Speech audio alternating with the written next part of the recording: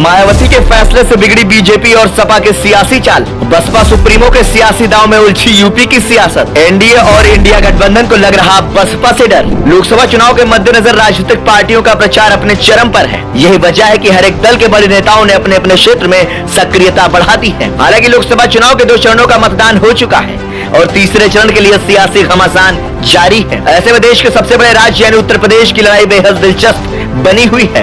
इस बार बहुजन समाज पार्टी चुनाव में अकेले ताल ठोक रही है। ऐसे में बसपा सुप्रीमो मायावती की रणनीति ने एनडीए और इंडिया गठबंधन दोनों की ही नींद उड़ा रखी है। तो बसपा सुप्रीमो मायावती ने एक सीट पर सियासी और जातीय समीकरण के हिसाब से प्रत्याशियों पर दांव लगाया है, जो पार्टी को मजबूत स्थिति में ले जाने का दम रखते हैं। यही नहीं, कई सीटों पर बसपा के प्रत्याशी एनडीए और इंडिया दोनों गठबंधनों के लिए मुश्किल खड़ी करते दिख रहे हैं, जिसकी वजह से कई सीटों पर लड़ाई त्रिकोणीय हो गई है। मायावती की रणनीति ने बढ़ाई एनडीए और इंडिया गठबंधन की मुश्किल। बसपा सुप्रीमो मायावती ने यूपी की 80 लोकसभा सीटों में से अब तक 78 सीटों पर उम्मीदवार उतार दिए हैं। इनमें से ज्यादातर सीटों पर मायावती ब्राह्मण और मुस्लिम कार्ड खेलती नजर आ रही है। बसपा प्रत्याशियों की सूची पर नजर डालें तो बसपा ने 78 में से अब तक 23 मुस्लिम और 15 ब्राह्मणों को टिकट दिया है। बसपा सुप्रीमो मायावती इस बार लोकसभा चुनाव में ब्राह्मण और मुस्लिम प्रत्याशियों पर भरोसा जताते हुए दिख रही हैं। इसके अलावा मायावती ने 8 क्षत्रिय और 4 यादव समाज से आने वाले उम्मीदवारों को मैदान में उतारा है।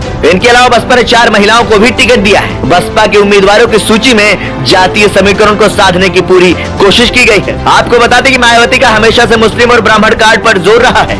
इसे मायावती की सोशल इंजीनियरिंग के तौर पर देखा जाता रहा है। बसपा सुप्रीमो मायावती इस समीकरण के सहारे ही साल 2007 में पूर्ण बहुमत से यूपी में सरकार बना चुकी है। यही वजह है कि बसपा सुप्रीमो में एक बार फिर से इसी फॉर्मूले को अपनाते हुए दिख रही है, जिसमें दलित मुस्लिम के साथ ब्राह्मण को जोड़ने की कवायद देखी जा सकती है। साल 2027 के विधानसभा चुनाव को देखते हुए यह काफी अहम रणनीति के तौर पर देखा जा रहा है। खैर, इस चुनावी रणनीति से बसपा को कितना फायदा मिलता है, ये तो आने वाला वक्त ही तय करेगा। ब्यूरो रिपोर्ट, संदेश वाहक।